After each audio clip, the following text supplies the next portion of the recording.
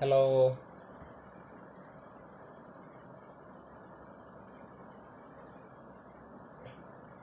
Welcome all, welcome. Hello Jishnu, hello Gauri, Aswathy.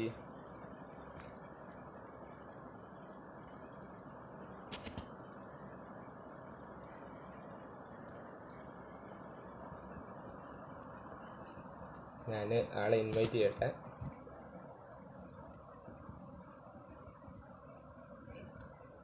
ആള് വന്ന്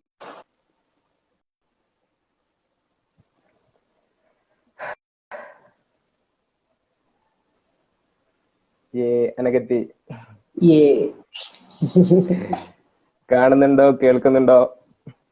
കാണുന്നുണ്ട്, കേൾക്കുന്നുണ്ട്. എന്നെ കാണുന്നുണ്ടോ, കേൾക്കുന്നുണ്ടോ? Okay, perfect. ഓക്കെ, അപ്പോ എല്ലാവർക്കും കറണ്ട് അതിന്റെ ഒരു വലിയ പ്രശ്നമുണ്ട്. ഇരുട്ടാവുകയാണെങ്കിൽ അല്ലെങ്കിൽ ക്യാമറ ലാപ്ടോപ്പിൽ നിന്ന് കയറണമെന്നൊക്കെയാണ് വിചാരിച്ചത്, പക്ഷെ മൊബൈലിൽ നിന്ന് കയറേണ്ടി വന്നു. സോറി. അങ്ങനെ ഒരു ക്യാമറ ക്വാളിറ്റി പ്രശ്നം ഉണ്ടെങ്കിൽ അതിന് തന്നെ സോറി പറയുന്നു. ഓക്കെ, റേഞ്ച് അവിടെ ഉണ്ടല്ലോ അല്ലെ? ഇടയ്ക്ക് മിസ്സാകുന്ന പോലെ തോന്നുന്നുണ്ട്. റേഞ്ച് കട്ടാവുന്നുണ്ടോ? മിസ് ചേച്ചി, ഹലോ. ഞാൻ ചെറുതായിട്ട് മിസ്സായി പോയത്. അങ്ങനെ ഇപ്പം കുഴപ്പമില്ല, ഇപ്പം ഓഡിബിൾ ആണ്. എന്തെങ്കിലും പ്രശ്നം വരികയാണെങ്കിൽ ആരെങ്കിലും ഒന്ന് കമന്റ് ബോക്സിൽ പറഞ്ഞാൽ മതിയോ എന്നെ കേട്ടാ. ഫാൻസ് കെട്ടി തുടങ്ങിയില്ലേ? അപ്പൊ എല്ലാവർക്കും ഒരു ഗുഡ് ഈവനിങ്.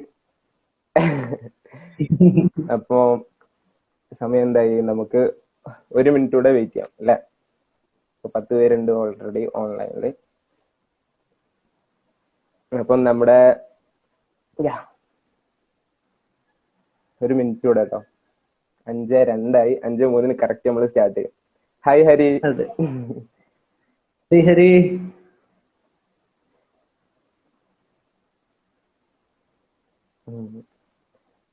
ഓക്കെ. കൊച്ചു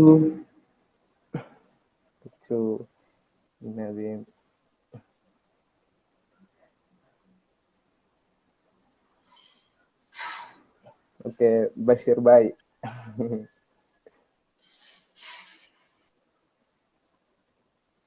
ഓക്കെ, സമയായി, നമുക്ക് സ്റ്റാർട്ട് ചെയ്യാം.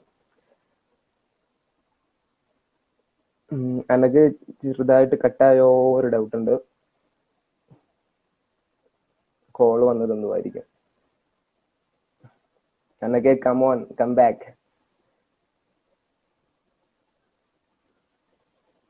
ഞാനൊക്കെ കേൾക്കുന്നുണ്ടല്ലോ അല്ലെ? എനിക്ക് ചെറിയ എന്തോ ഇഷ്യൂ ഉണ്ട്. എനിക്ക് കോള് വന്നാന്ന് തോന്നുന്നു.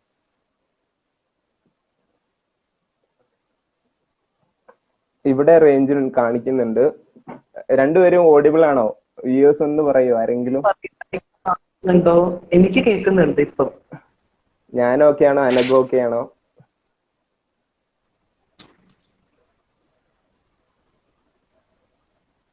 ആരെങ്കിലും ഒന്ന് കമന്റ് ബോക്സിൽ പറയണേ.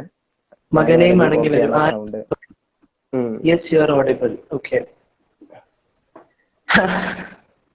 ഓക്കെ, അപ്പൊ നമുക്ക് സ്റ്റാർട്ട് ചെയ്യാം. അപ്പൊ നമ്മുടെ ചില്ല ടാക്കീസിന്റെ സീസൺ 1 എപ്പിസോഡ് 3 ഇന്ന് നമ്മുടെ കൂടെ ഉള്ളത് അനഘാണ്. അപ്പോ അനഘ് ഈ മുഖം പലർക്കും പരിചയമുള്ള മുഖമായിരിക്കും. അപ്പോ പരിചയമുള്ളവർക്കും ഒത്തിരി ആൾക്കാർക്ക് പുതുമുഖമായിരിക്കും അനഘ്. അപ്പം എല്ലാവർക്കും വേണ്ടിയിട്ട് അനഘിനെ ഒന്ന് പരിചയപ്പെടുത്താണ്. അനഘ ഇനി ഒന്ന് റേഞ്ചിൻ്റെ അടുത്തേക്ക് ഇരിക്കോടാ. എനിക്ക് തോന്നുന്നു അവിടെ റേഞ്ചിന്റെ കംപ്ലൈന്റ് തോന്നുന്നു. യെസ്, ഞാൻ ഓഡിബിൾ ആണ് അനഘ്. റേഞ്ചിൻ്റെ അടുത്തേക്ക് ഒന്ന് മാറിയിരുന്നാ മതി. Sorry for the technical glitch എല്ലാവരോടും. ഇപ്പൊ ശരിയാക്കി തരാം. അത് കറണ്ട് ഇല്ലാത്തതുകൊണ്ട് വൈഫൈ കിട്ടാത്തതിന്റെ ഒരു പ്രശ്നമായിരുന്നു. ഇപ്പൊ ശരിയായില്ലേ? ഓക്കെ, അപ്പൊ ശരിയായി. സൂപ്പർ. അപ്പൊ ഞാനിതാണ് പറഞ്ഞത്. അപ്പം ഒത്തിരി പേർക്ക് പരിചയമുള്ള മുഖമായിരിക്കും അനഘന്റെ മുഖം, ഒരുപാട് പേർക്ക് പുതുമുഖമായിരിക്കും. അപ്പം എല്ലാവർക്കും വേണ്ടി ഹൂ ഈസ് അനഘ എന്ന് അനഘ എന്ന് പറയാണ്. അപ്പൊ ആരാണ് അനഘ്? എന്ന് ചോദിച്ചാ, അനഘ് അനഘ ആരാണ്? അനഘ് അയ്യോ വല്ലാത്തൊരു ചോദ്യമായി പോയി. ഞാൻ ഞാന് ഒരു സോഷ്യലി കമ്മിറ്റഡ് ആയ ഒരാളാണ്. എന്താ എന്റെ ലൈഫ് കൊണ്ട് ഒരാൾക്കെങ്കിലും ഒരു ഉപകാരം ഉണ്ടാവും. ഞാൻ കേൾക്കുന്ന എന്റെ എന്തെങ്കിലും ബ്രേക്ക് ആവുണ്ടെങ്കിൽ പറയണേ. ഓക്കെ. അപ്പോ എന്റെ ജീവിതം കൊണ്ട് ഒരാൾക്കെങ്കിലും ഉപകാരം ഉണ്ടാവുകയാണെങ്കിൽ അത്രയും സന്തോഷം എന്ന് വിചാരിക്കുന്ന ഒരാളാണ്. പിന്നെ അറ്റ് പ്രസന്റ് ഞാനൊരു എന്താ പറയാ, ഞാൻ എന്നെ തന്നെ അങ്ങനെ വിളിക്കുന്നത് ശരിയാണോ എന്നറിയില്ല, ഒരു സോഷ്യൽ എംപവറിങ്ങിന് ഒരുപാട് ശ്രമിക്കുന്ന ഒരാളാണ്. ഒരു മാർജിനലൈസ്ഡ് ആയിട്ട് നിൽക്കുന്ന ആർക്കെങ്കിലും അല്ലെങ്കിൽ ഒരു സമൂഹത്തിന്, മാർജിനലൈസ്ഡ് ആയിട്ട് അല്ലെങ്കിൽ അണ്ടർ പ്രിവിലേജ്ഡ് ആയിട്ടുള്ള സമൂഹത്തിന്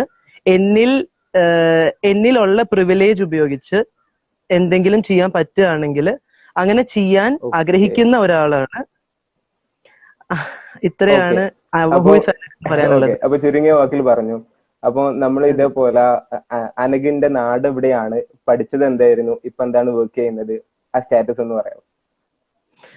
ഞാൻ എന്റെ വീട് തൃശ്ശൂരാണ്. 2014 മുതൽ ഞാൻ തൃശ്ശൂരല്ല എന്ന് വേണമെങ്കിൽ പറയാം. 2014 ഞാൻ സെൻട്രൽ യൂണിവേഴ്സിറ്റി ഓഫ് കേരളയില് ഇന്റഗ്രേറ്റഡ് MA ഇന്റർനാഷണൽ റിലേഷൻസിന് ജോയിൻ ചെയ്യുകയും 3 വർഷം തിരുവനന്തപുരത്തുള്ള സെൻട്രൽ യൂണിവേഴ്സിറ്റി ഓഫ് കേരള ക്യാമ്പസിൽ നിന്ന് 2 വർഷം സെൻട്രൽ യൂണിവേഴ്സിറ്റി ഓഫ് കേരള കാസർഗോഡിൽ പോയി അങ്ങനെ post graduate in international relations ആണ്. അറ്റ് പ്രസന്റ് ഞാൻ മഹാത്മാഗാന്ധി യൂണിവേഴ്സിറ്റിയിൽ PhD ചെയ്യുകയാണ്. എന്റെ വിഷയം പൊളിറ്റിക്കൽ സയൻസ് ആണ്. ഞാൻ ചെയ്യുന്ന ഏരിയ എന്ന് പറയുന്നത് ജെൻഡർ പൊളിറ്റിക്സ് ആണ്. എന്റെ ടോപ്പിക് എന്ന് പറയുന്നത് ട്രാൻസ്ജെൻഡർ പോളിസി ഓഫ് 2015 സൊസൈറ്റിയിൽ ഇമ്പാക്ട് ആണ് ഞാൻ നോക്കുന്നത്. ഓക്കെ. ഈ പറഞ്ഞ സാധനം ഒന്ന് കുഞ്ഞായിട്ട് പച്ചമലയാളത്തിൽ എക്സ്പ്ലെയിൻ ചെയ്യാൻ പറ്റുമോ? സംഭവം എന്താന്നുള്ളത് ലൈക്ക് ഞാൻ ചോദിക്കുന്നതാണ്. ഇപ്പോ PhD ചെയ്യുന്നുണ്ടല്ലോ. യെസ്. ഓക്കെ. അപ്പൊ അതിന്റെ ഒരു കുഞ്ഞായിട്ട് ഒരു ആക്ടിവിസ്റ്റിന്റെ ഒരു പാർട്ട് ഒന്ന് ഷെയർ ചെയ്യാവോ, എന്താണ് എന്നുള്ളത്?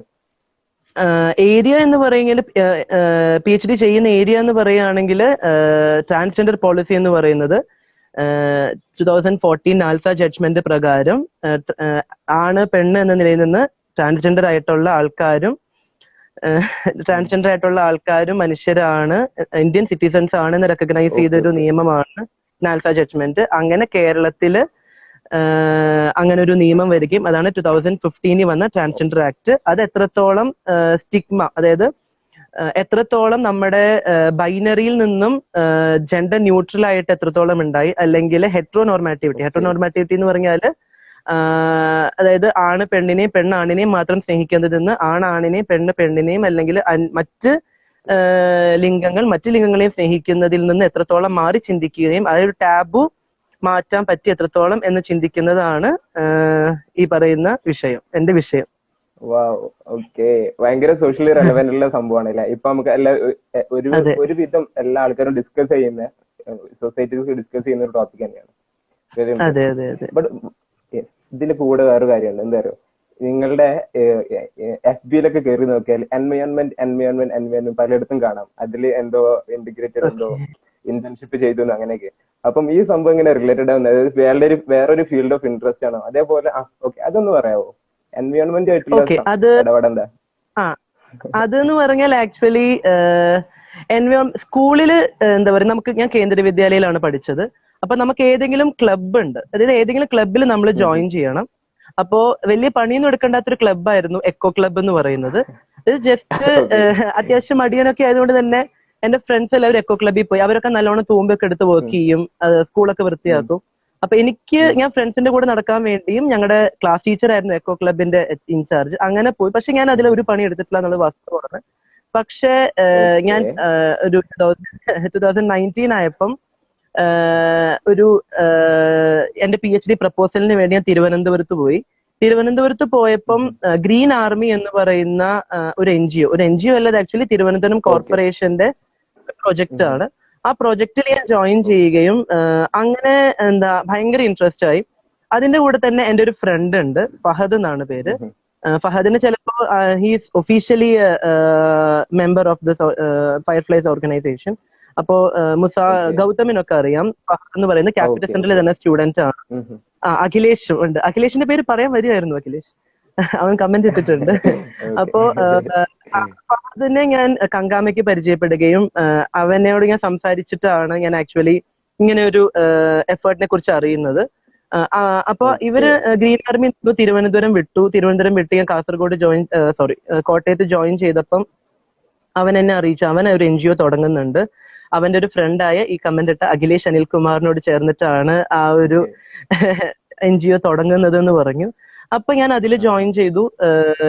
എനിക്ക് കിട്ടിയ ഗ്രീൻ ആർമിയിൽ നിന്ന് കിട്ടിയ എക്സ്പോഷർ ബിയോണ്ട് വേർഡ്സ് ആണ്. എന്റെ ലൈഫ് സ്റ്റൈൽ വരെ മാറി. അതായത് പ്ലാസ്റ്റിക്കിൽ നിന്ന് ഏറ്റവും ചെറിയ മാറ്റമായ പ്ലാസ്റ്റിക്കിൽ നിന്ന് നമ്മള് എന്താ പറയാ റീയൂസ് അങ്ങനത്തെ കുറെ കാര്യങ്ങളിലേക്ക് മാറുകയും സസ്റ്റൈനബിൾ പ്രോഡക്ട്സ് അല്ലെങ്കിൽ ആൾട്ടർനേറ്റീവ്സ് അങ്ങനത്തെ സംഭവങ്ങൾ ഉപയോഗിക്കുകയും ചെയ്തതിലൂടെ ചെറിയ ലൈഫ് സ്റ്റൈൽ മാറ്റം മുതൽ പിന്നെ ഉണ്ടായ എന്നിലെ മാറ്റം എന്ന് പറയുന്നത് വലിയൊരു, ഇപ്പോ മുസാവർ പറഞ്ഞ പോലെ ഒരു എൻവയോൺമെന്റൽ പരമായിട്ട് ചിന്തിക്കാൻ പോലും എന്നെ പ്രേരിപ്പിച്ചത് ഗ്രീൻ ആർമി തുടക്കം വെച്ചുകൊണ്ട് പിന്നീട് എന്റെ അതെ പിന്നെ ബ്രിങ് ബാക്ക് ഗ്രീൻ എന്ന ഇനീഷ്യേറ്റീവ് ആണ്. ഡൗട്ടാണ്, ബ്രിങ് ബാക്ക് ഗ്രീനിൽ വർക്ക് ചെയ്യുന്നുണ്ട്, അതേപോലെ വേറെ 2 NGOs വർക്ക് ചെയ്യുന്നുണ്ട്. ടോട്ടൽ ഇപ്പൊ 3 NGOs അസോസിയേറ്റ് ചെയ്ത് വർക്ക് ചെയ്യുന്നുണ്ട്. ആക്റ്റീവ് ആണ്. അതെ. അല്ലാതെ ഈ വാട്സ്ആപ്പ് ഗ്രൂപ്പ് വഴി ഇപ്പോ ആക്ച്വലി സ്പീക്കിംഗ് ഫയർഫ്ലൈസ് എന്നെ ബയോയിൽ പറഞ്ഞ പോലെ ഞാനൊരു ഫയർഫ്ലൈ ആണോ എന്ന് ചോദിച്ചാൽ ഞാൻ ആ ബയോയിൽ എന്റെ സെന്റൻസ് കണ്ടപ്പോൾ ഞാൻ തന്നെ ഞെട്ടിപ്പോയി. ഞാനൊരു ഫയർഫ്ലൈ ആണോ എന്ന് എനിക്ക് തന്നെ സംശയമാണ്. കാരണം ഗൗതം തുടക്കം മുതലേ പറഞ്ഞിട്ടുണ്ടായിരുന്നുവെങ്കിൽ ഞാൻ ഫയർഫ്ലൈയിൽ ഒട്ടും ആക്റ്റീവ് ആയിരുന്നില്ല. വാട്സ്ആപ്പ് ഗ്രൂപ്പിൽ ചിലപ്പോൾ ആദ്യം ഇടുന്ന പോസ്റ്റിൽ ചിലപ്പോൾ ആദ്യത്തെ 2-3 റിയാക്ഷൻ നോക്കി എന്റെ ലവ് ഒക്കെ ആയിരിക്കും, അല്ലെ എന്റെ തംസപ്പ് ആയിരിക്കും ആദ്യം. പക്ഷെ എനിക്ക് ഒരു മാറ്റം കൊണ്ടുവരാനൊന്നും എനിക്ക് പറ്റിയിട്ടില്ല. പക്ഷേ ഇവന്റിൽ പങ്കെടുത്തിട്ടുണ്ട്, അത് നല്ലൊരു എക്സ്പീരിയൻസ് ഞാൻ പലപ്പോഴും കേട്ടിട്ടുണ്ട് പറഞ്ഞിട്ടുണ്ട്. അതെ, ആ ഒരു എക്സ്പീരിയൻസ് എന്ന് പറഞ്ഞാല് ഗൗതം തുടക്കം മുതൽ കുറെ എല്ലാ ഇവന്റിനും, ഇപ്പോ ആലപ്പുഴയിലാണ് തോന്നുന്നു പെയിന്റിങ് ആദ്യം തുടങ്ങിയത്, ആലപ്പുഴയിലാണ് തോന്നുന്നു. അതെ. അങ്ങനെ തൃശ്ശൂർ വന്നപ്പോഴും എന്നെ ഗൗതം വിളിച്ചിരുന്നു, തൃശ്ശൂരുണ്ട് നീ വാന്നൊക്കെ പറഞ്ഞ്. പക്ഷെ അതിലൊന്നും എനിക്ക് പോവാനോ വരാനോ ഒന്നും തന്നെ പറ്റിയിരുന്നില്ല. എന്നെ കാണുന്നില്ലേ, പോവാനോ വരാനോ തന്നെ പറ്റിയിരുന്നില്ല. പക്ഷെ എന്തായാലും വന്നേ പറ്റൂ. പിന്നെ ഞാൻ തീരുമാനിച്ചു CUK വിടുകയാണ്. പിന്നെ എനിക്ക് ചിലപ്പോൾ ഫയർഫ്ലൈസിന്റെ ആക്ടിവിറ്റീസിനൊന്നും, കാരണം അന്ന് actually it was limited to Kasaragod alone. അപ്പൊ പിന്നീട് എനിക്ക് കാസർഗോഡ് ഒരു ആക്ടിവിറ്റിക്ക് വരാൻ പറ്റില്ല. ഗൗതം എന്ന് പറയുന്നത് എന്റെ വളരെ അടുത്ത എന്നെ ഇൻഫ്ലുവൻസ് ചെയ്യുന്ന ഒരു ലൈക്ക് ഒരു ഹാപ്പി ബീയിങ് എങ്ങനെ ആവണം എന്ന് ഇൻഫ്ലുവൻസ് ചെയ്ത സത്യമായിട്ടും ഗൗതമിനെ കുറിച്ച് ആരും മോശം പറയാൻ ഇതുവരെ കേട്ടിട്ടില്ല. അപ്പൊ ഗൗതം എന്തായാലും എന്നെ ഇൻഫ്ലുവൻസ് ചെയ്തൊരു ഉണ്ടായിരിക്കണല്ലോ. അപ്പൊ ഗൗതമിന്റെ കൂടെ എന്തായാലും വരണം ഞാൻ തീരുമാനിച്ചതായിരുന്നു. അങ്ങനെ എന്നെ ആക്ച്വലി ഹോസ്റ്റലിൽ താഴെ വന്ന് എന്നെ പൊക്കിക്കൊണ്ട് പോകുമായിരുന്നു എന്നൊക്കെ വേണമെങ്കിൽ നമുക്ക് പറയാം. അങ്ങനെയാണ് എന്നെ കൊണ്ടുപോയത്. പക്ഷെ അവിടെ എത്തിയപ്പോ CUK ഓൾമോസ്റ്റ് എല്ലാവരും ഉണ്ട് അവിടെ. പിന്നെ എന്നിലുണ്ടായ ഒരു വലിയൊരു മാറ്റമാണ്, നമ്മള് ഭയങ്കരമായിട്ട് എൻജോയ് ചെയ്തു. അതായത് ശരിക്കും CUKയുടെ വെരി ബ്യൂട്ടിഫുൾ അല്ലെങ്കിൽ വളരെ ഹാപ്പിനെസ് എന്നൊരു മൊമെന്റ് എന്ന് പറയുന്ന പാണ്ടിയിലെ ക്യാമ്പാണ്. ഞാൻ തന്നെ ക്യാമ്പ് എന്ന് വിളിക്കുന്നത്. ആക്ച്വലി അതൊരു ക്യാമ്പ് ആയിരുന്നില്ല, സ്കൂളിന് പെയിന്റ് ചെയ്യാനാണ് നമ്മൾ പോയത്. പക്ഷെ അന്ന് രാവിലെ ആയപ്പോ ഞാൻ അവിടെ നിന്ന് മുങ്ങിയായിരുന്നു. പക്ഷെ അതൊരു ഭയങ്കര ടുഗദർ ആയിരുന്നു. അതായത് ഒരു ഫെയർവെൽ ആയിരുന്നു. ഫയർഫ്ലൈസിന്റെ തന്നെ എനിക്ക് തോന്നുന്നു ഫസ്റ്റ് ഒരു റെസിഡൻഷ്യൽ ക്യാമ്പ് ആയിട്ട് ചെയ്തൊരു പ്രോഗ്രാം ആയിരുന്നു പാണ്ടിയിലത്. എനിക്ക് തോന്നുന്നു പലരും ഫസ്റ്റ് ആയിട്ട് ഫയർഫ്ലൈസിൽ റെസിഡന്റ് ആയിട്ട് ഒരു ക്യാമ്പ് ചെയ്യുന്നത് ആ പാണ്ടിയിലെ കളർ സ്മൈലിനായിരുന്നു അല്ലെ? ഗൗതം ഞെട്ടിപ്പോയി. ഞാൻ പറഞ്ഞാണ്. അതെ. അപ്പൊ എനിക്ക് ഒരുപാട് അപ്പൊ ഒരുപാട് NGOസിലൊക്കെ വർക്ക് ചെയ്യുന്നുണ്ട്. ഇപ്പം നേരത്തെ പറഞ്ഞു എനിക്ക് ഈ എംപവറർ എന്നുള്ള വേർഡ് ഇംഗ്ലീഷ് ഗ്രാമറിൽ ഉണ്ടെന്നുള്ള എനിക്കറിയില്ല. ബട്ട് ഞാൻ എന്താ കൊടുക്കേണ്ടതെന്ന് വെച്ചപ്പോ ഒരു എന്താണ് എടുത്തിട്ട് പോലെ എംപവറർ എന്ന് കൊടുത്താൽ മതി എന്ന് പറഞ്ഞു അനഗ്. അപ്പൊ അതിന്റെ പിന്നില് അനഗ് അതെ അനഗിന് മറുപടി ഉണ്ട് എനിക്കറിയാം. അപ്പൊ അതിന്റെ പിന്നിൽ അനഗിന് ആ ഒരു കോൺഫിഡന്റ് ആയിട്ടുള്ള ഒരു സംഭവം ഉണ്ട്, ഒരു സ്പാർക്ക് ഉണ്ട്. അപ്പൊ അതുകൊണ്ടാണ് ഈ ഒരു വളണ്ടിയേഴ്സ് അല്ലെങ്കിൽ സോഷ്യൽ ചേഞ്ച് അതിലേക്ക് വരാ, എന്തെങ്കിലും ചെയ്യുക, കോൺട്രിബ്യൂട്ട് ചെയ്യാന്നൊക്കെ പറയുന്നത്. അപ്പം ഈ ഒരു ലൈഫിൽ ഇപ്പം കുറച്ച് കാലമായല്ലോ ഒരുപാട് ഓർഗനൈസേഷനിലൊക്കെ വർക്ക് ചെയ്യുന്നു. ഇതിന്റെ ഇടയ്ക്ക് ഈ വളണ്ടിയറിങ് ചെയ്യുന്ന ഇടയ്ക്ക് ഇങ്ങനെ പിടിച്ച് കുലുക്കിയ ഏതെങ്കിലും ഒരു ചലഞ്ച് പറയാവോ? എപ്പോഴെങ്കിലും ചാലഞ്ച് എന്ന് പറഞ്ഞാൽ വോളണ്ടിയറിങ് തന്നെയാണ് എന്റെ ലൈഫിൽ ഐഡിയോളജീസ് ഒരുപാട് മാറ്റിയിട്ടുള്ളത്. വളരെ ഞാൻ നേരത്തെ തുടക്കത്തിൽ തന്നെ പറഞ്ഞല്ലോ, ഒരു വളരെ പ്രിവിലേജ്ഡ് ആയ ഒരു ഫാമിലി ജനിച്ച ഒരു വളരെ പ്രിവിലേജ്ഡ് ആയിട്ടൊരു സ്പേസിൽ തന്നെ നിൽക്കുന്ന ഒരാളാണ്. 2014 വരെ എന്നിലൊരു വോളണ്ടിയർ ഇടാൻ ചോദിച്ചാൽ ഞാൻ 10th പഠിക്കുമ്പോഴാണ് ഇന്ത്യയിലെ നിർഭയ ഇഷ്യൂ എല്ലാവർക്കും അറിയാം. ആ ഇഷ്യൂ സമയത്താണ് ഞാനൊരു ആദ്യമായിട്ടൊരു NGOയിൽ പോകുന്നത്. അഡ്വക്കേറ്റ് ആശ ഉണ്ണിത്താന്റെ തൃശ്ശൂരുള്ള ആർച്ച എന്ന് പറയുന്നത് എന്റെ ക്ലാസ്സിൽ തന്നെ പഠിക്കുന്ന ഗാഥയുടെ NGO ആണ്. ഗാഥ ഇത് കാണുന്നുണ്ടോ എന്നറിയില്ല. അതിലാണ് ഞാൻ ആദ്യമായിട്ട് പോകുന്നത്. അതിനുശേഷമാണ് എന്നിലൊരു NGO വർക്കുന്നൊരു എന്താ സംഭവം എന്ന് പോലും ഞാൻ അറിയുന്നത്. പക്ഷെ പിന്നീട് അവിടെ അത് വിട്ടു, ആർച്ചയിൽ ആക്റ്റീവ് ആയില്ല. പിന്നെ 2014 ഞാൻ CUK ക്യാപിറ്റൽ സെന്ററിൽ ചെല്ലുന്നു. 2015 എന്റെ ക്ലാസ്സിൽ പഠിക്കുന്ന മുസാഫറിന് അറിയാം, ആരതി ഇല്ലേ, ആരതി ഫ്രണ്ട്സും കൂടെ തുടങ്ങുന്ന ഒരു NGO ഉണ്ട്, ദിശ എന്നാണ് പേര്. ദിശയില് എന്ന് ചോദിച്ചു. അപ്പൊ ഞാൻ പ്രത്യേകിച്ച് ഒരു പണി എടുക്കാതെ ക്ലാസ്സിൽ പോണു, ക്ലാസ്സിൽ വരുന്നു, അവിടുത്തെ കാര്യങ്ങൾ ഏർപ്പെടുന്നു, ഫ്രണ്ട്സിന്റെ കൂടെ അടിച്ചു പൊളിച്ച് നടക്കണു, അത്രേ ഉണ്ടായിരുന്നുള്ളൂ. 2015 എന്നോട് ആരതി ചോദിച്ചു ദിശയിൽ കൂടുന്നു എന്ന് ചോദിച്ചു. തീർച്ചയായിട്ടും കാരണം പ്രത്യേകിച്ച് ഒന്നും തന്നെ ചെയ്യാനില്ല, എന്തായാലും നമുക്ക് ആർക്കെങ്കിലും എന്തെങ്കിലും ചെയ്യാൻ പറ്റുകയാണെങ്കിൽ അത് വലിയൊരു കാര്യമാണല്ലോ എന്ന് വിചാരിച്ചു 2015 അന്നത്തെ എല്ലാ അപ്പർ കാസ്റ്റ് ജനിച്ച എന്റെ മനസ്സിലെ എല്ലാം വാഷ് ഓഫ് ചെയ്ത ഒരു ഇവന്റ് ആയിരുന്നു തിരുവനന്തപുരത്തെ ഹൗ ടു ചേഞ്ച് ട്രിവാൻഡ്രം എന്ന് പറഞ്ഞ ഇവന്റ്. അന്ന് വലിയ ചേഞ്ച് എനിക്ക് ഉണ്ടായിട്ടില്ലെങ്കിലും അധികം വൈകാതെ തന്നെ അന്ന് എനിക്കൊരു ചേഞ്ച് ഉണ്ടായുള്ള ഒരു ഫാക്ട് ആണ്. അന്ന് എനിക്കിപ്പോഴും ഓർമ്മയുണ്ട്, ഞാൻ ബിനാലെ കണ്ടിട്ടാണ് വൈകുന്നേരമാണ് ഞാൻ പോകുന്നത്. പക്ഷെ പതുക്കെ ദിശയിൽ ആക്റ്റീവ് ആയപ്പം ഇന്ന് ഞാൻ എന്റെ PhD ടോപ്പിക് എടുക്കുന്ന ട്രാൻസ്ജെൻഡർ വിഷയത്തിൽ പഠിച്ചുകൊണ്ടിരിക്കുന്നു എന്ന് പറയുന്നുണ്ടെങ്കിൽ കൂടി അങ്ങനെ മനുഷ്യരുണ്ട്. ഇപ്പോ എനിക്കിപ്പോഴും ഓർമ്മയുണ്ട്, ചിഞ്ചു അശ്വതി രാജപ്പനെയും ഫൈസലിനെയും ഞാൻ ആദ്യമായിട്ട് നോൺ ബൈനറി ആയിട്ടുള്ള മനുഷ്യരെ കാണുന്നത്. അവരോട് സംസാരിച്ചതിനു ശേഷം ഞാൻ എന്നിലെ പാട്രിയാർക്കി പതുക്കെ പോവാൻ തുടങ്ങി. അതേപോലെ അംബേദ്കറൈറ്റ് എന്നൊരു ആശയം, ഞാനൊരു അംബേദ്കറൈറ്റ് അല്ല, പക്ഷെ അങ്ങനെ ഒരു ആശയം ഉണ്ടെന്ന് അംബേദ്കറിനെ കുറിച്ച് കൂടുതൽ അറിയാനും പറ്റിയത് ഒരു പൊളിറ്റിക്കൽ സയൻസ് സ്റ്റുഡന്റായി ഞാൻ അംബേദ്കറിനെ അറിയുന്നത് സെക്കൻഡ് ഇയർ BA പഠിക്കുമ്പോഴാണ്. അപ്പൊ അത്രമാത്രം മാറ്റങ്ങൾ എന്നിൽ ഉണ്ടായിട്ടുണ്ട്. അങ്ങനെ ഒരു ചേഞ്ച് അതാണ് ഒരു ചാലഞ്ച് എന്ന് പറഞ്ഞാൽ തീർച്ചയായിട്ടും ഇപ്പൊ ദിശയില് ഞാൻ ദോസ്ത് എന്ന് പറയുന്ന വിങ്ങിന്റെ ദിശയുടെ സ്റ്റേറ്റ് വൈസ് പ്രസിഡന്റ് ആണ്. കൂടാതെ ദോസ്ത് എന്ന് പറയുന്ന വിങ് ഉണ്ട്. അതിൽ വരുന്ന ക്രൈസിസ് ഓരോ ദിവസം ഇപ്പൊ തന്നെ ഞങ്ങളൊരു കണ്ടെയ്ൻമെന്റ് സോണിൽ ഇരിക്കുന്ന വീട്ടിലേക്ക് മരുന്ന് എത്തിക്കുക. ഗ്ലൂക്കോമ പേഷ്യന്റ് ആണ്.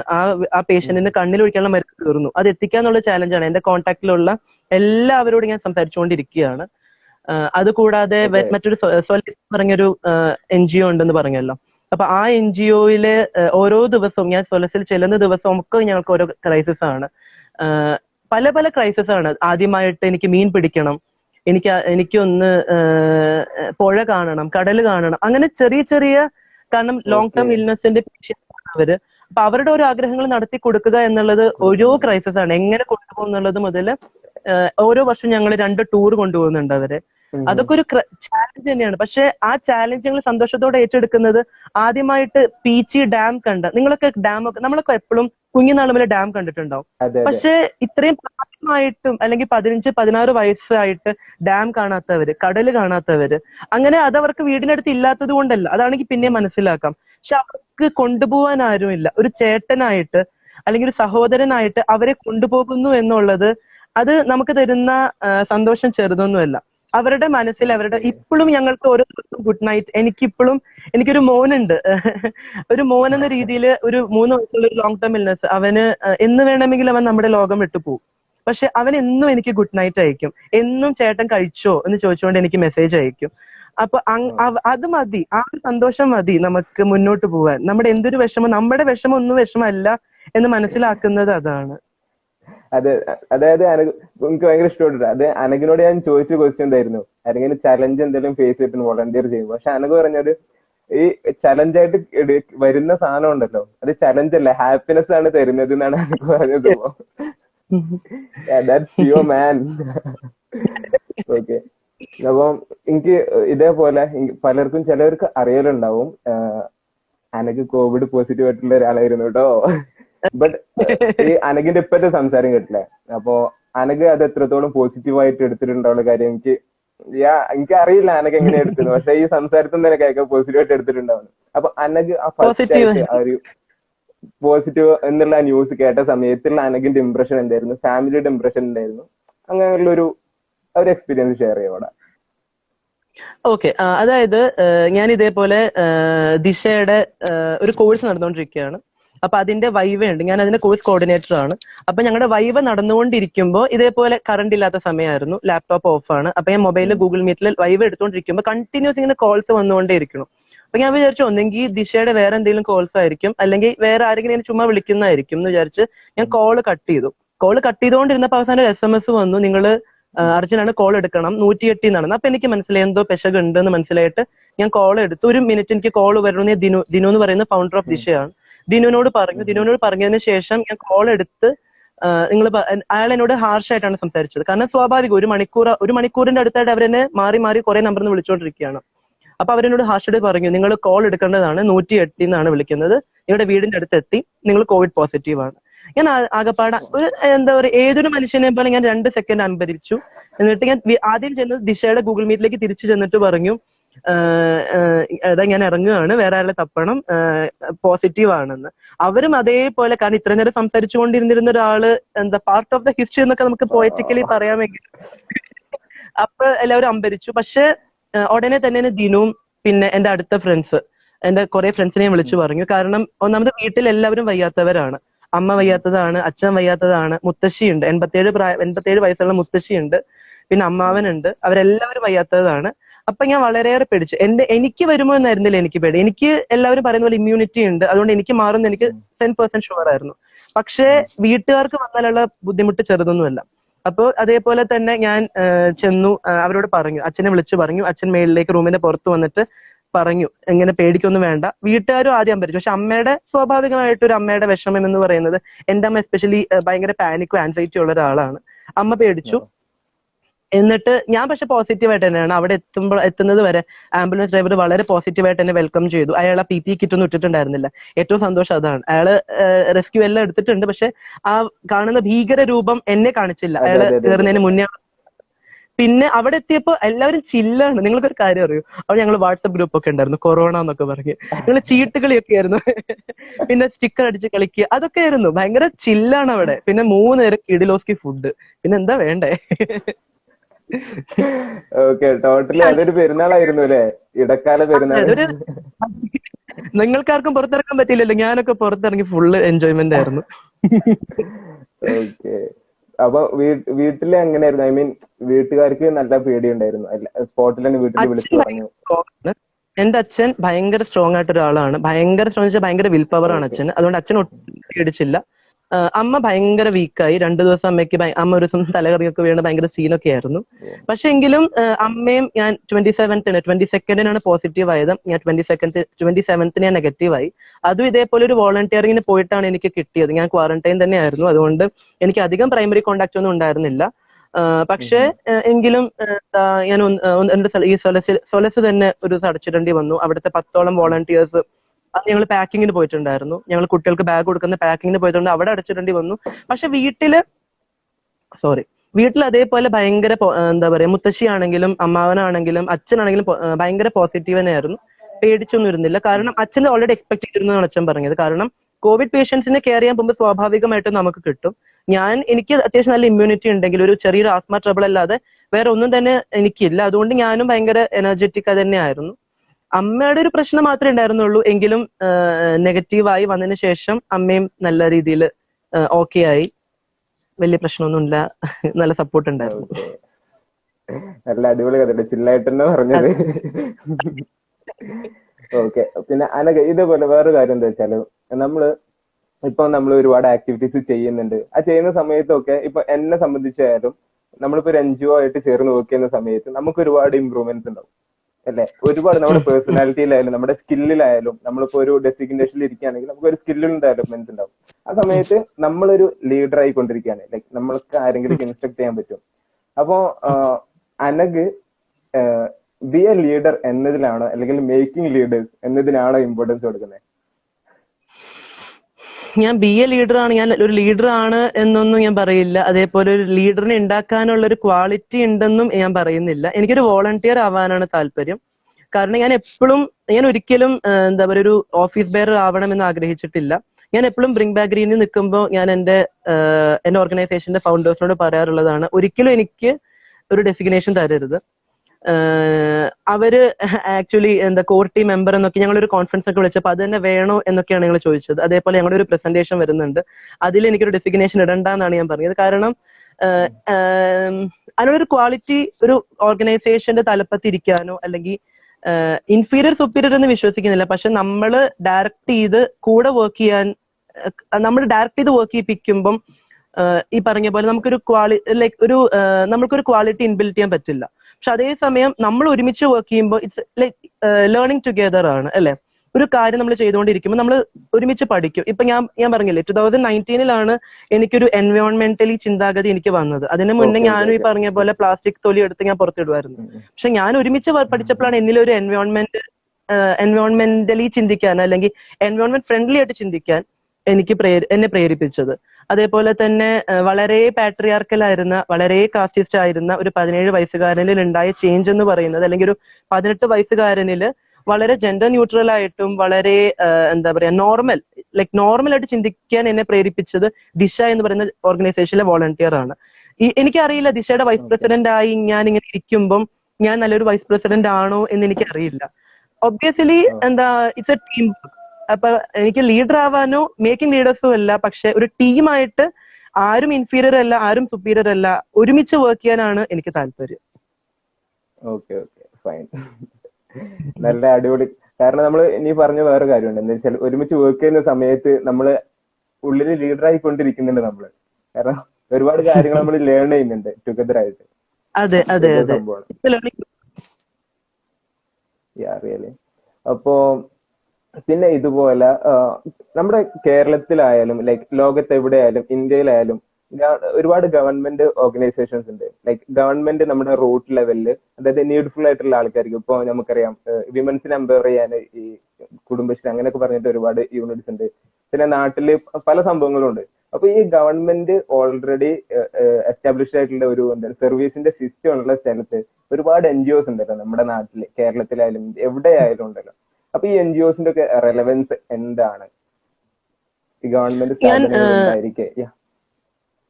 ഗവൺമെന്റ് ഞാൻ ആദ്യം തന്നെ പറഞ്ഞല്ലോ, ഗ്രീൻ ആർമി എന്ന് പറയുന്നത് ഒരു ഗവൺമെന്റ് പ്രോജക്റ്റ് തന്നെയാണ്. ഞാൻ ഗ്രീൻ ആർമി മെന്റർ ആയിട്ട് ഇരിക്കുമ്പോൾ തന്നെ അത് വളരെ റെലവെന്റ് ആണ്. കാരണം ഇപ്പൊ ആ ഒരു എക്സാമ്പിളിൽ നിന്ന് പറയുള്ളൂ, മറ്റുള്ളത് പറയാനുള്ള ഒരു നോളജ് എനിക്കില്ല. വേറൊരു ഗവൺമെന്റ് പ്രോജക്റ്റിലോ ഗവൺമെന്റ് NGOയിലോ ഞാൻ വർക്ക് ചെയ്തിട്ടില്ല. പക്ഷെ ഗ്രീൻ ആർമി എന്ന് പറയുന്നത് തിരുവനന്തപുരം കോർപ്പറേഷന്റെ LSGD അറിയാലോ, ലോക്കൽ സെൽഫ് ഗവൺമെന്റ് ഡിപ്പാർട്ട്മെന്റിന്റെ കീഴിൽ വരുന്ന ഒരു പ്രൊജക്ട് ആണ്. അപ്പോ ഗ്രീൻ ആർമി എന്ന് പറയുമ്പോൾ അവിടെ വളരെ റെലവെന്റ് ആയിട്ട് തന്നെയാണ് അവർ വർക്ക് ചെയ്യുന്നത്. തിരുവനന്തപുരം നിങ്ങൾക്ക് കേട്ടിട്ടുണ്ടോ VK പ്രശാന്ത്, ഈ മേയർ ബ്രോ? അപ്പോ VK പ്രശാന്തിന്റെ ലീഡർഷിപ്പിലാണ് ഗ്രീൻ ആർമി വർക്ക് ചെയ്തിരുന്നത്. അല്ലെങ്കിൽ ഗ്രീൻ ആർമിയുടെ പേട്രൺ എന്ന് പറയുന്ന അന്നത്തെ തിരുവനന്തപുരം മേയർ ആയിരുന്ന VK പ്രശാന്ത് ആണ്. അപ്പൊ അദ്ദേഹം എന്താ പറയാ, ഒരുപാട് സീറോ വേസ്റ്റ് ആയാലും ശരി, അല്ലെങ്കിൽ ബ്യൂട്ടിഫുൾ സിറ്റി മലേഷ്യയിലെ ഒരു NGOന്റെ അവാർഡ് കിട്ടിയത് തിരുവനന്തപുരം കോർപ്പറേഷൻ ആണ്. അപ്പൊ തിരുവനന്തപുരം ജില്ലയിലെ വളരെയേറെ ബ്യൂട്ടിഫുൾ ആക്കാൻ കൂടെ നിന്നത് ഗ്രീൻ ആർമി തന്നെയാണ്. അല്ലെങ്കിൽ നമ്മുടെ വീടുകളിൽ തന്നെ നമ്മുടെ ഉറവിട മാലിന്യ സംസ്കരണം, ആ സംഭവം എക്സ്റ്റാബ്ലിഷ് ചെയ്യുന്നത് ഗ്രീൻ ആർമിയും ഗ്രീൻ ആർമിയുടെ മെന്റേഴ്സും അല്ലെങ്കിൽ ഗ്രീൻ ആർമിയുടെ ഫൗണ്ടേഴ്സും സീനിയർ മെന്റേഴ്സും കൂടി ചേർന്ന വലിയൊരു ടീമാണ്. അത് തിരുവനന്തപുരം കോർപ്പറേഷന് വലിയൊരു സപ്പോർട്ട് തന്നെയാണ്. അപ്പൊ അങ്ങനെ നമ്മൾ നോക്കുമ്പോൾ വലിയൊരു സപ്പോർട്ട് തന്നെയാണ് ഈ പറയുന്ന ഗവൺമെന്റ് NGOs ചെയ്യുന്നത്. ഇപ്പൊ കുടുംബശ്രീ തന്നെ ആയിക്കോട്ടെ, അതും മറ്റൊരു LSGDയുടെ പ്രൊജക്ട് തന്നെയാണ്. ഹോം മേക്കേഴ്സ് ആയിക്കൊണ്ടിരിക്കുന്ന, അല്ലെങ്കിൽ ഹൗസ് വൈഫിൽ നിന്ന് ഹോം മേക്കേഴ്സ് എന്ന വാക്ക് നമ്മളിപ്പോ ഉപയോഗിക്കണം.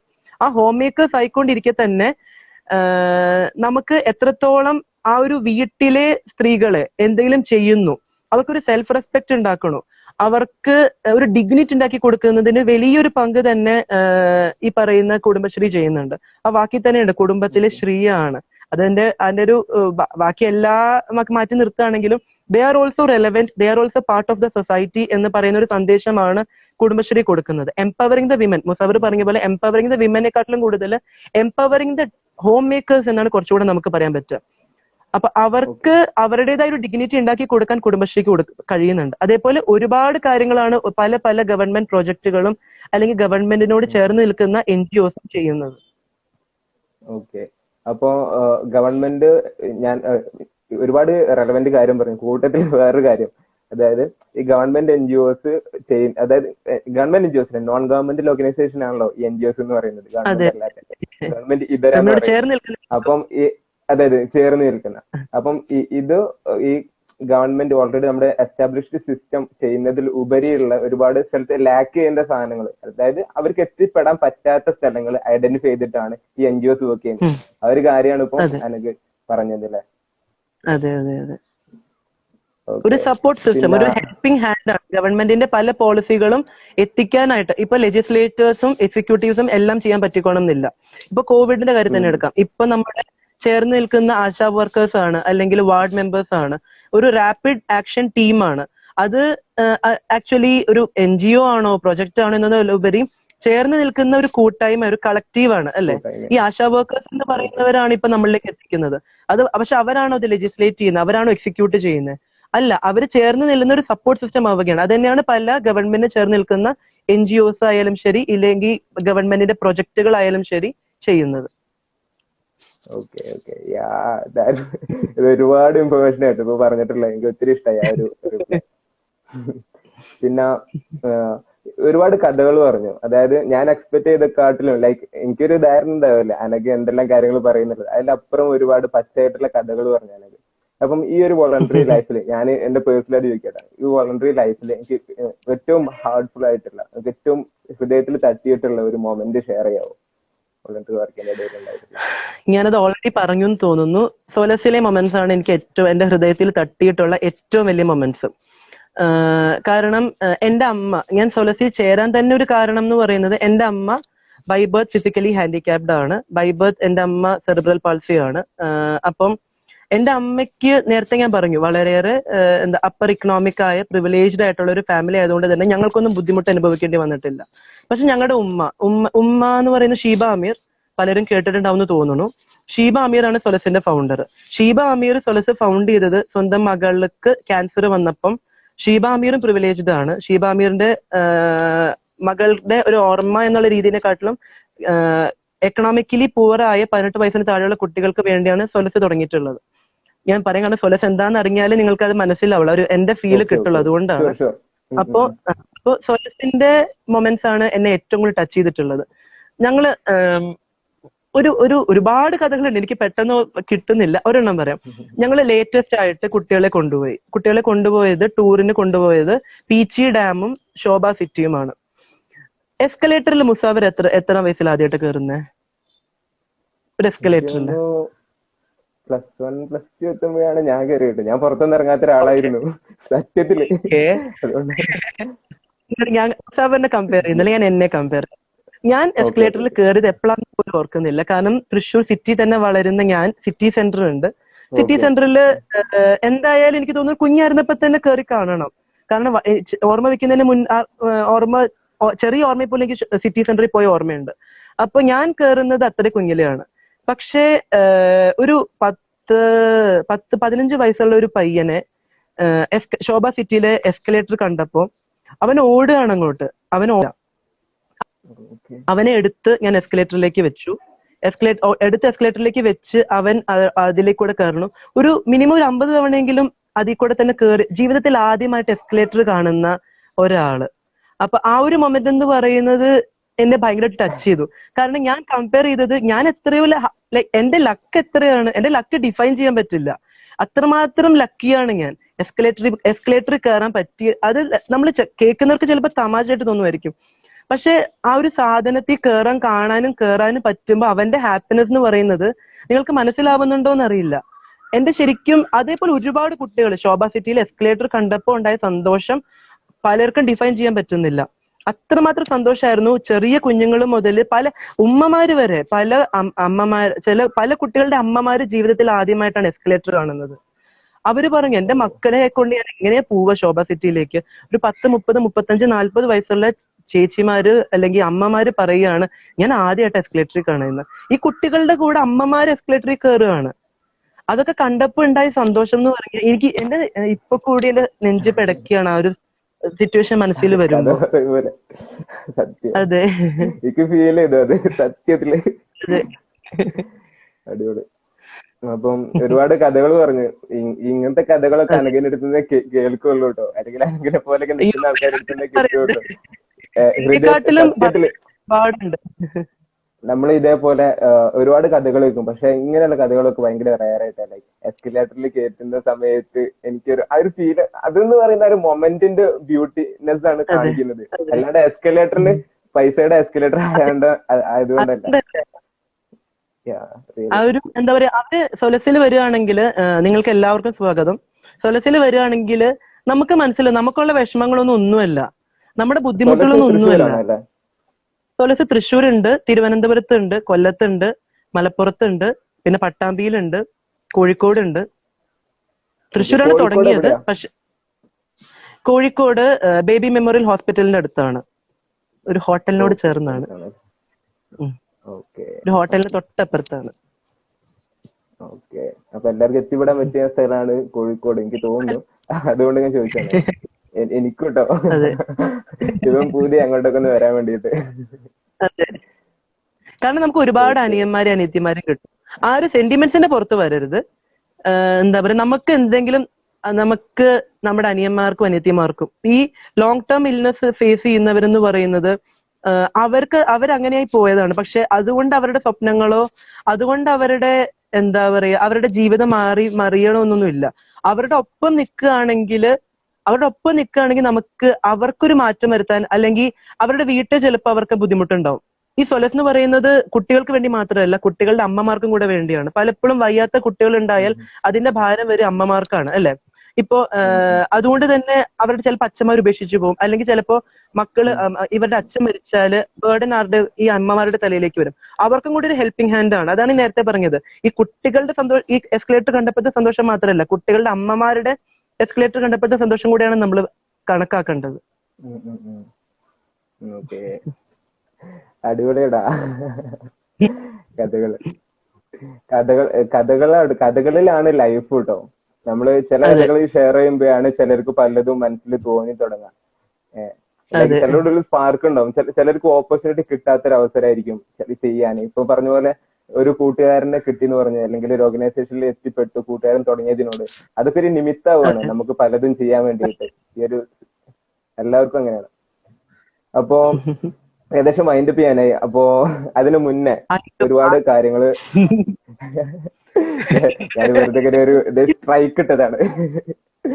അപ്പോ ഒരുപാട് കഥകൾ പറഞ്ഞു. അപ്പൊ ഈ ഒരു കഥകൾ എക്സ്പീരിയൻസ് വെച്ചിട്ട് എത്രമാത്രം എനിക്ക് അറിയില്ല. അനക്ക് തുടക്കത്തിൽ തന്നെ ഒരു എക്സ്ക്യൂസ് എടുത്തിട്ടുണ്ട്, എനിക്ക് ഫാബ്ലസിനെ പറ്റി അത്രയൊന്നും അറിയില്ല. ഞാൻ രണ്ട് ക്യാമ്പിലൊക്കെ പങ്കെടുത്തിട്ടുണ്ട്. അപ്പൊ സ്റ്റിൽ ഒരുപാട് ഇൻസ്റ്റാഗ്രാമിലൂടെ ആയാലും അല്ല വാട്സപ്പിലൂടെ ആയാലും കുറെ ആക്ടിവിറ്റീസ് ഫയർഫ്ലൈസിന്റെ ഒക്കെ കാണുന്നുണ്ട്. അപ്പം ഫയർഫ്ലൈസ് എങ്ങനെ പോകുന്നു, ലൈക്ക് ഫയർഫ്ലൈസ് എവിടെ എത്തും എന്നുള്ള ഒരു സംഭവം ഉണ്ടായിരുന്നു. ലൈക്ക് ഒരുപാട് ലൈഫിൽ എക്സ്പീരിയൻസ്, ലൈക്ക് സൊസൈറ്റിയിലെ നീഡ് എവിടെ, ആൾക്കാരുടെ ഇടയിൽ എവിടെ നീഡ് എന്ന് കാണുന്നുണ്ട്. ഇപ്പൊ ഫയർഫ്ലൈസിന്റെ കുറച്ച് ആക്ടിവിറ്റീസ്, പ്രൊജക്റ്റോ എന്തോ ആയിക്കോട്ടെ, അത് കാണുന്നുണ്ട്. അപ്പൊ നമ്മൾ എവിടെയാണ് എത്തുന്നത്, നമുക്ക് എന്തും കൂടെ ആഡ് ചെയ്യാൻ പറ്റുമോ? എന്ത് സജഷൻസ് ആയിട്ട് എന്തെങ്കിലും പറയാനുണ്ടോ? അയ്യോ, സജഷൻ പറയാൻ ആരുമല്ല. എന്നെക്കാട്ടിലും വലിയൊരു സോഷ്യൽ ഓൺടർപ്രണർ മുസാഫിർ ആയാലും ഗൗതം ആയാലും ഞാനൊന്നുമല്ല. സജഷൻ പറയാനൊന്നും ഞാനൊന്നുമല്ല. പക്ഷെ ആദ്യം പറഞ്ഞ ചോദ്യത്തിന് ഞാൻ ആളല്ലാന്ന് തോന്നുന്നു. കാരണം ഫയർഫ്ലൈസിന്റെ ഒപ്പം ഉണ്ടെങ്കിലേ അതിനെ അനലൈസ് ചെയ്യാനോ അല്ലെങ്കിൽ അതിനെ ഇവാലുവേറ്റ് ചെയ്യാനോ ഉള്ള ഒരു റൈറ്റ് ഉള്ളൂ. പക്ഷെ ഫയർഫ്ലൈസ് എന്ന് പറയുന്നത് പലർക്കും എന്താ പറയാ CUK പോലെ ഒരു സ്പേസിൽ പലരും ഞാൻ ഒന്നിനും ഇടപെടുന്നില്ല. ഇപ്പൊ പൊളിറ്റിക്കൽ സ്പേസ് വലുതാണ് CUKയിലുള്ളത്. പക്ഷെ ആ പൊളിറ്റിക്കൽ സ്പേസിൽ നിന്നുകൊണ്ട് ആ പൊളിറ്റിക്സിന് താല്പര്യമില്ലാത്ത ഒരുപാട് ആൾക്കാരുണ്ട്. ഞാൻ എപ്പോഴും അപ്പൊളിറ്റിക്കൽ ഒരു ഇതിനെതിരാണ്. പക്ഷെ പൊളിറ്റിക്സിന് എതിരെ നിന്നുകൊണ്ട് നിൽക്കുന്ന ഒരു ആൾക്കാർക്ക് വോളണ്ടിയറിങ് എന്നൊരു സംഭവം തുറന്നു കൊടുത്തത് ഫയർഫ്ലൈസ് തന്നെയാണ്. അങ്ങനെയാണ് ഞാനത് ഇതിൽ കൊണ്ട് എനിക്ക് ഫയർഫ്ലൈസിനെ ഇവാലുവേറ്റ് ചെയ്യാൻ അറിയില്ല. കാരണം വോളണ്ടിയർ ഉണ്ടാക്കിയത് ഫയർഫ്ലൈസ് ആണ്. അതിന് ഗൗതം വലിയ ഒരു പങ്ക് വഹിച്ചിട്ടുണ്ട് എന്ന് തന്നെ. ഗൗതം ഒറ്റയ്ക്കല്ല, വലിയൊരു ടീമാണ് കൂടെയുള്ളത്. ഇപ്പോ മുസാഫിറിനെ പോലെ ഒരു സോഷ്യൽ ഓൺടർപ്രണർ ഉണ്ട്, അല്ലെങ്കിൽ അഖീനയുണ്ട്. അഖീനയുടെ കഴിഞ്ഞ ലൈവിൽ പറഞ്ഞ പോലെ എൻവയോൺമെന്റലിസ്റ്റ് ടേൺ സോഷ്യൽ വർക്കർ ഉണ്ട്. ഒരുപാട് ആൾക്കാർ. അയ്യോ, കുട്ടേട്ടൻ ഞാൻ പറയാൻ മറന്നുപോയി. കുട്ടേട്ടനുണ്ട്. പേരുണ്ട്. എനിക്ക് ഫയർഫ്ലൈസിന്റെ ഏറ്റവും വലിയ മെമ്മറി എന്ന് പറയുന്നത് എനിക്ക് പറയാനുള്ളത് തിരുവനന്തപുരത്ത് ഒരു പെയിന്റിംഗ് നടത്തിയതാണ് എനിക്ക് ഏറ്റവും കൂടുതൽ പറയാനുള്ളത്. പാണ്ടി വൺ ഓഫ് മെമ്മറബിൾ. പക്ഷെ ഒരു ട്രിപ്പ് എന്ന രീതിയിൽ കുട്ടേട്ടന്റെ കൂടെ അടിച്ചു പൊളിച്ചൊരു ദിവസമായിരുന്നു ആ ഒരു വൺ ഡേ പെയിന്റിങ്. കുട്ടേട്ടൻ വിളിച്ചിട്ടാണ്, ഞാനന്ന് തിരുവനന്തപുരത്ത് ഉണ്ടെന്ന് മനസ്സിലാക്കി. അന്ന് ഫ്ലഡ് വോളണ്ടിയറിന് ഞാനും കുട്ടേട്ടനെ എല്ലാവർക്കും അറിയില്ലേ, ശ്രീജിത്ത് എല്ലാവർക്കും അറിയാലോ അല്ലേ? അപ്പോ കുട്ടേട്ടന്റെ കൂടെയാണ് ഞാൻ പോയത്. അവിടെ എന്താ പറയാ, കുറെ ആൾക്കാർ, ഇപ്പൊ എന്റെ വളരെ നല്ലൊരു സുഹൃത്തുണ്ട് രേഷ്മ എന്ന് പറയുന്ന ജേർണലിസ്റ്റ് ആണ്. ആ ജേർണലിസ്റ്റ് രേഷ്മ ചേച്ചിനെ എനിക്ക് കിട്ടിയത് തിരുവനന്തപുരത്തെ സ്കൂൾ പെയിന്റിങ്ങിൽ നിന്നാണ്. സ്കൂളല്ല, സോറി, ലൈബ്രറി ആയിരുന്നു അത്. ട്രൈബൽ കോളനിയിലെ ലൈബ്രറി ആയിരുന്നു.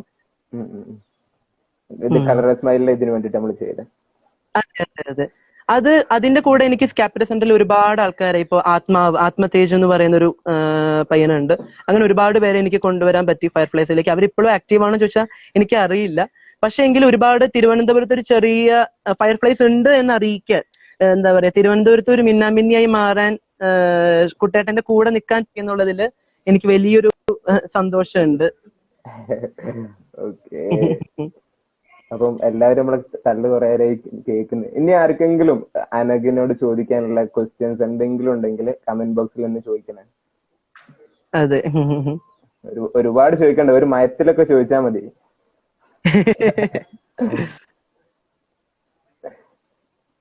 ഒരുപാട് ആൾക്കാരുണ്ട് ഇങ്ങനെ വേവ് ഒക്കെ കാണുന്നുണ്ട്, ഒരുപാട് ആൾക്കാര്. അപ്പൊ എന്തെങ്കിലും ഡൗട്ട്സ് ആയിട്ടോ അല്ലെങ്കിൽ കാർത്തികേട്ടനുണ്ട്. ഇനിയൊരു അവസരം കിട്ടില്ല കേട്ടോ. ഈ അനഘിനൊക്കെ ഇടയ്ക്ക് എങ്ങനെയൊക്കെ കിട്ടുള്ളൂ നമ്മുടെ മുന്നിലായിട്ട്. ആ മേഘനയുണ്ട്, എന്റെ കസിനൊക്കെ ഉണ്ട്, കുറെ പേരുണ്ടല്ലോ, എന്റെ ഫ്രണ്ട്സ് ഒക്കെ ഉണ്ട്, കുറെ പേരുണ്ട്. പ്രീതി, എല്ലാവരും ഉണ്ട്. പ്രീതിയായിട്ട് ഞാൻ കുറെ കൂടെ ക്ലോസ് ആവുന്നത് ആണ്. അങ്ങനെ ഒരുപാട് ആൾക്കാരെ കമ്പനി ആവുന്നത്, നിമിത്തമാവുന്നത് അല്ലേ അതിനൊക്കെ.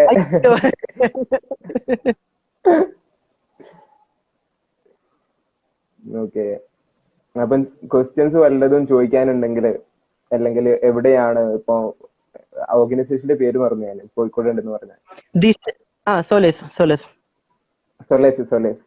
അപ്പൊ അങ്ങനെയുള്ള ഓർഗനൈസേഷനെ പറ്റിട്ടോ എന്തെങ്കിലും ഡീറ്റെയിൽസോ എന്തെങ്കിലും അറിയാനുണ്ടോ ഒന്ന് ചോദിക്കാം. അപ്പൊ സൊലേസ് ഒക്കെ പറ്റുമെങ്കിലും ഒന്ന് വിസിറ്റ് ചെയ്യട്ടോ. അനഘ പറഞ്ഞ പോലെ ഒരുപാട് ജീവിതങ്ങളാണ്, ജീവിതങ്ങളാണ്. അതെ, സൊലേസ് തീർച്ചയായിട്ടും നമ്മൾ അറിയേണ്ടതാണ്. ഉബൈദുള്ള എന്താ ചോദിച്ചത്? നിഷ്കളങ്കനാണ് കേൾക്കുന്നത് ശരിയാണോ? അത് ഞാനും കേട്ടിട്ടുണ്ട് ഒരുപാട്. അതെന്താ സംഭവം? നിഷ്കളങ്കനാണോ? ഞാൻ നിഷ്കളങ്കനൊന്നുമല്ല, അത്ര നിഷ്കളങ്കനൊന്നുമല്ല. സോഫ്റ്റ് ഹാർട്ടഡ് ആണെന്ന് പറയണമെങ്കിൽ ഞാൻ എന്നെ തന്നെ കുറിച്ച് പുകഴ്ത്തുകയും തള്ളുകയും ചെയ്യുമ്പോ, എന്നെ കുറിച്ച് ഞാൻ തന്നെ പറഞ്ഞല്ലോ, തള്ളാം എന്നല്ല പറഞ്ഞു. ഇതുവരെ തള്ളിയില്ല, ഇതുവരെ കുറെ കാര്യം കുറച്ച് തള്ളുവായി മാറുമെന്ന്. അതുകൊണ്ട് ഞാൻ എന്നെ കുറിച്ച് തള്ളാം. എന്താ, വളരെ നിഷ്കളങ്കനും പിന്നെന്താ പറയാ സൽഗുണ സമ്പന്നനും വേണ്ട, തള്ളി ഞാൻ തന്നെ. അതാണ് ഇതിന്റെ പിന്നിലുള്ള രഹസ്യം എന്ന് പറയുന്നത്, സൽഗുണ സമ്പന്നൻ. തള്ളി മറിക്ക്. അതെ. ക്വസ്റ്റ്യൻസ് ഇനി ആർക്കെങ്കിലും ചോദിക്കാണ്ടോ?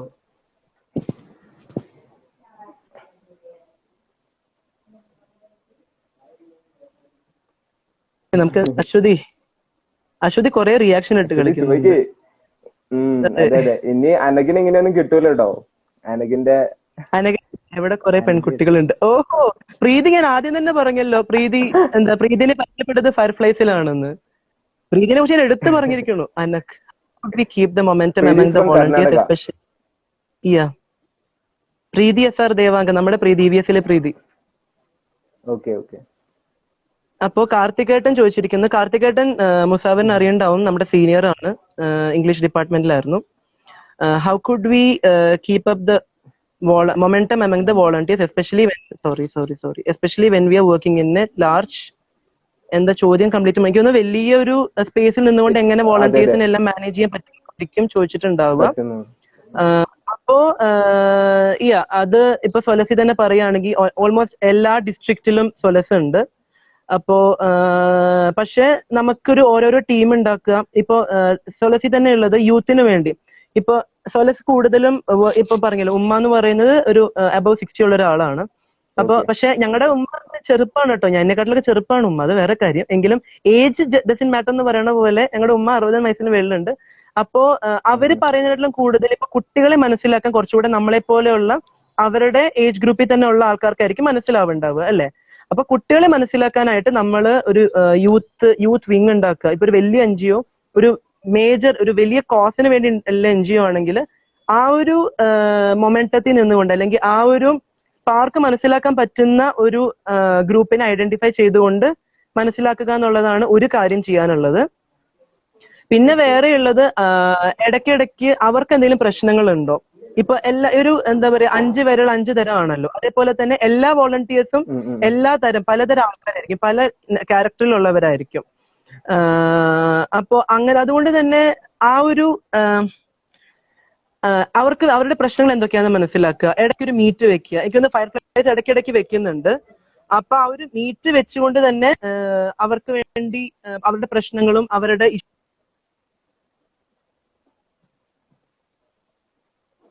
ഈവൻ ഞാൻ കണ്ടിട്ടുണ്ടായിരുന്നു ഫയർഫ്ലൈസിന്റെ എന്താ ചായപ്പേരുന്നു അങ്ങനെ എന്തൊരു സംഭവം വെച്ചിരുന്നല്ലോ. അതേപോലെ ഇടയ്ക്കിടയ്ക്ക് വോളണ്ടിയേഴ്സിന് ലൈക് വി ആർ കണക്റ്റഡ് എന്നൊരു ഫീലിംഗ് ഉണ്ടാക്കാൻ പറ്റുകയാണെങ്കിൽ like we will be in എന്താ ടച്ച് വിത്ത്. എനിക്ക് തോന്നുന്നു മൊബൈൽ ആയതുകൊണ്ട് നല്ല ഇഷ്യൂ ഉണ്ടെന്ന് തോന്നുന്നു കാണുന്നുണ്ട്. കാണുന്നുണ്ട്. പിന്നെന്താ ഗൗതു സീക്രട്ട് ഓഫ് ഗൗതു നീയാണോ എന്നോട് ചോദിക്കുന്നേ? നീ പറ എന്താണ് സോഷ്യലൈസേഷന്റെ?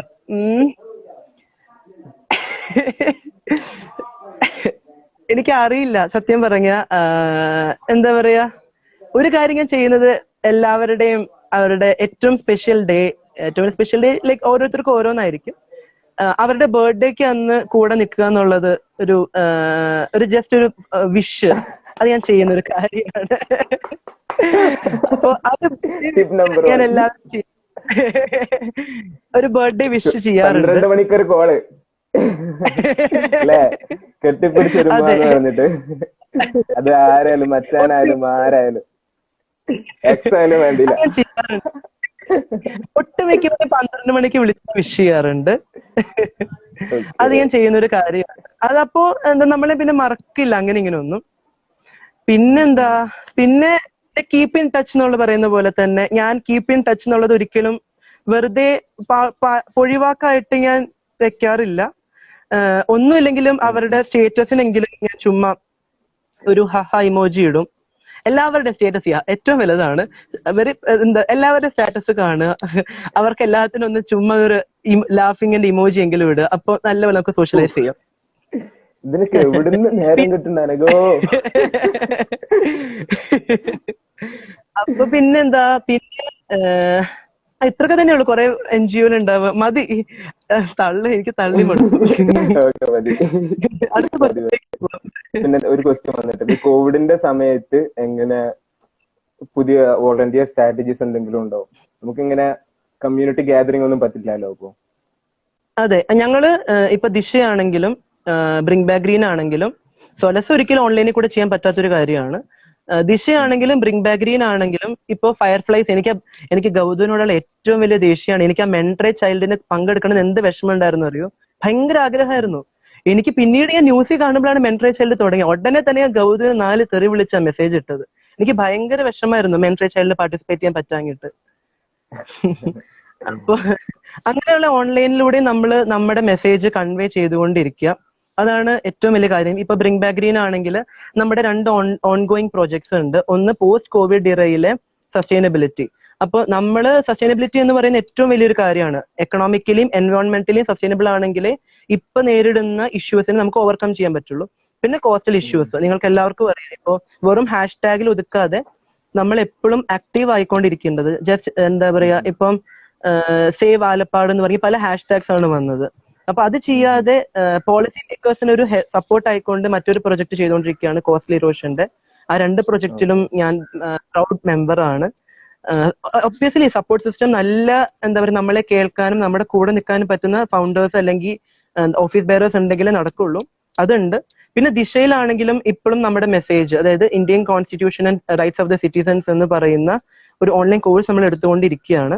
അപ്പൊ അത് നമ്മൾ ഓൺലൈൻ ആയിട്ട് തന്നെയാണ് എടുക്കുന്നത്. അപ്പൊ വെർച്വൽ സ്പേസ് മുന്നേ എടുത്തിരുന്ന ഒരു സാധനം ഓൺലൈൻ മോഡിലേക്ക് മാറ്റിയതാണ്, അല്ലെങ്കിൽ ഓൺലൈനിന് വേണ്ടി ഡിസൈൻ ചെയ്ത എല്ലാം ഓഫ്ലൈൻ ആയിട്ട് ചെയ്തിരുന്നതെല്ലാം ഓൺലൈൻ ആയിട്ട് ചെയ്യുക തന്നെയാണ്.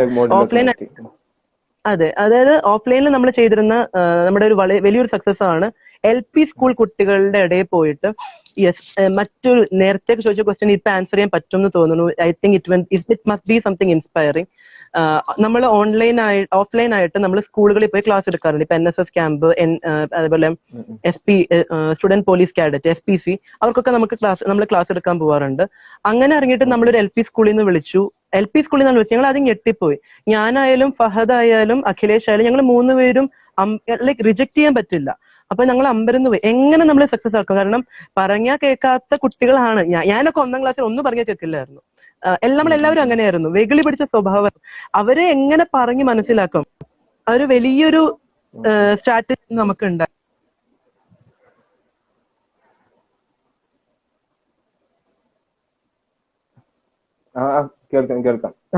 അവരുടെ ചുറ്റുവട്ടത്തുള്ള വേസ്റ്റ് പെറുക്കി കൊണ്ടുവന്ന് അതിനെ വേർതിരിച്ച് അവരെ പറഞ്ഞ് മനസ്സിലാക്കുക എന്നുള്ള സ്ട്രാറ്റജിയാണ് നമ്മൾ എടുത്തത്. അത് നമ്മളിപ്പോ ഓഫ്ലൈനിൽ ചെയ്യുന്നുണ്ട്. അതായത് 25th ഗ്ലോബൽ എൻവയോൺമെന്റ് സ്ട്രൈക്ക് ആണ്.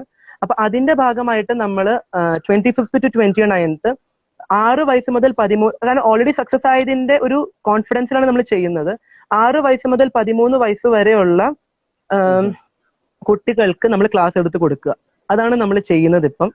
അപ്പൊ അത് നമ്മൾ വളരെ സക്സസ് ആയിട്ട് ചെയ്യും എന്നുള്ള ഒരു പ്രതീക്ഷയിൽ നമ്മൾ 25th തുടങ്ങുകയാണത്. ഗ്ലോബൽ സ്ട്രൈക്കോടെ നമ്മൾ തുടങ്ങുകയാണ്. ഗ്ലോബൽ സ്ട്രൈക്കും നമ്മൾ ഫ്രൈഡേസ് ഫോർ ഫ്യൂച്ചർ, ഗ്രെറ്റ തംബർഗിന്റെ ഫ്രൈഡേസ് ഫോർ ഫ്യൂച്ചർ ആയിട്ട് ചേർന്നാണ് നമ്മളത് നടത്തുന്നത്. അപ്പോ അതിന്റെ ഒരു വർക്കിലൊക്കെയാണ് നമ്മൾ വെർച്വൽ സ്പേസ് മാക്സിമം യൂസ് ചെയ്താൽ തന്നെ നമ്മുടെ വോളണ്ടിയറിംഗ് സ്പേസ് നമുക്ക് മുന്നോട്ട് കൊണ്ടുപോകാൻ പറ്റും. എല്ലാം ഈ മോഡിലേക്ക് മാറിയ പോലെ ഇത് നമുക്ക് മാറ്റാൻ പറ്റുന്ന മികച്ചൊരു ഉദാഹരണമാണ് ഇപ്പൊ പറഞ്ഞത്, അല്ലെ? വെർച്വൽ സ്പേസ് മാക്സിമം യൂട്ടിലൈസ് ചെയ്യാന്നുള്ളത് നമ്മുടെ വോളണ്ടിയറിംഗിന് നമുക്ക് ചെയ്യാൻ പറ്റിയ ഒരു കാര്യമാണ്. ഇപ്പൊ നമ്മൾ സംസാരിക്കുന്നത് കഥ പറയുന്നത് പോലും അതെ അതെ ഇതിനുള്ള ഒരു നിമിത്തമായത് ഈ കോവിഡാണ്. അപ്പൊ സമയം എന്തായി? ഒരുപാട് 52 1 മണിക്കൂർ ആവാറായി. ആന്ന് അറിഞ്ഞില്ല സത്യത്തില്. അപ്പൊ നമുക്ക് മണിക്കൂർ പോയത് ഒട്ടുമില്ല. സത്യം ഒരുപാട് കാര്യങ്ങൾ പറഞ്ഞിട്ടോ നമ്മള് ലൈക്ക് ഞാൻ അറിയില്ലായിരുന്ന ഒരുപാട് കാര്യങ്ങൾ അറിയാൻ പറ്റി എന്നൊക്കെ പറയല്ലേ. എല്ലാവർക്കും അങ്ങനെ തന്നെയായിരിക്കും. ഒരുപാട് കഥകൾ കേട്ടുട്ടോ, ഒത്തിരി അടിപൊളിയാടാ ആ കഥകളൊക്കെ എന്ന് പറയുന്നത്. അപ്പോ നമുക്കിങ്ങനെ വൈൻഡപ്പ് ചെയ്യാൻ വന്നാല് എങ്കില് ഇനി ആർക്കും ക്വസ്റ്റ്യൻസ് ഒന്നുമില്ല. പിന്നെ ക്വസ്റ്റ്യൻസ് ഒന്നും വന്നില്ല. പിന്നെ കുറെ ലവ് വന്ന് എല്ലാവർക്കും ഭയങ്കര ഇഷ്ടമാണ്, നല്ല ഇഷ്ടമായിട്ടുണ്ട് അല്ലേ? അപ്പൊ നമ്മൾ തൽക്കാലം ഇങ്ങനെ വൈൻഡപ്പ് ചെയ്യാണ്. അപ്പം വന്ന എല്ലാവർക്കും ഒത്തിരി സ്നേഹം. ഇനിയും ഇതേപോലെ ഒത്തിരി അടിപൊളി കഥകളുമായിട്ട് അടുത്ത എപ്പിസോഡിൽ നമുക്ക് ഒന്നിക്കണം. തീർച്ചയായും. അപ്പോ thanks for inviting me for the first place. ഞാൻ ആദ്യം മുസാവർ വിളിച്ചപ്പോ എനിക്ക് ആദ്യം ഭയങ്കര ഒരു ഇൻഫീരിയോറിറ്റി കോംപ്ലക്സ് ആയിരുന്നു. കാരണം ഫയർഫ്ലൈസിൽ ഒട്ടും നിൽക്കാൻ പറ്റാത്ത എന്നെ, അതും കോ ഫൗണ്ടേഴ്സിന് ശേഷം വിളിക്കുക എന്ന് പറഞ്ഞാല്, ഞാൻ ആദ്യം മുസാവർ വിളിച്ചപ്പോ ഞാൻ വേറെ എന്തെങ്കിലും ഒരു ആവശ്യമായിരിക്കും എന്ന് വിചാരിച്ചിട്ടാണ് ഞാൻ എടുത്തത് തന്നെ. ഞാൻ എന്നിട്ട് തള്ളാനാണ് തുടങ്ങിയത്. പിണറായി തള്ള എന്തൊക്കെയായിരുന്നു നമ്മള്. പക്ഷെ ഹലോ, കേൾക്കുന്നില്ലേ? അപ്പൊ അങ്ങനെ പക്ഷെ പെട്ടെന്ന് പറഞ്ഞപ്പോ ഞാൻ ഞെട്ടിപ്പോയി. പക്ഷെ it was really good, really wonderful experience. ഞാൻ അഖിനയോടൊക്കെ കണ്ട് പേടിച്ചിട്ടൊക്കെയാണ് വന്നത്. പക്ഷെ ഒരു പേടിയല്ല. ഒരു എന്താ പറയാ, നമ്മള് നേരിട്ട് സംസാരിച്ചിരുന്ന പോലെ തന്നെ ഇവിടെ ഇരുന്ന് സംസാരിച്ചു. ഒരു മൊബൈലിന്റെ ഒരു സംഭവം മാത്രം. Once again sorry. ഒരു ഇഷ്യൂ ഉണ്ടായിരുന്നെങ്കിൽ സോറി. ഒരു മഴയും കാറ്റും ഒക്കെ ആയതുകൊണ്ട് കറണ്ട് ഇല്ലാഞ്ഞതായിരുന്നു. ഇപ്പൊ എല്ലായിടത്തും അവസ്ഥ കുഴപ്പമൊന്നുമില്ല. അതെ. ഓക്കെ, അപ്പൊ നമ്മളെങ്ങനെ വൈൻഡപ്പ് ചെയ്യല്ലേ എങ്കില്? യെസ്. ഓക്കെ, അപ്പം എന്റെ പേര്. ദിസ് ഈസ് ചില്ലടാക്കീസ് season 1 episode 3. I am with Anag. അപ്പൊ ഇന്ന് നമ്മൾ സൈൻ ഔട്ട് ചെയ്യാണ്. അപ്പം അടുത്ത തവണ വീണ്ടും അടിപൊളി അടിപൊളി കഥകളുമായിട്ട് ഒരുപാട് ഇൻസ്പിറേഷണൽ കഥകളുമായിട്ട് നമുക്ക് കാണാം. ബൈ. എല്ലാവരോടും ഒത്തിരി താങ്ക്സ് എല്ലാവരോടും, വന്ന എല്ലാവർക്കും. അടുത്ത പ്രാവശ്യം എല്ലാവരും ജോയിൻ ചെയ്യാം. ഇനി ഒരുപാട് കഥകൾ ഷെയർ ചെയ്യണ്ടേ നമുക്ക്. ബൈ ബൈ ഡാ. Bye bye bye bye bye. Okay. Bye bye bye.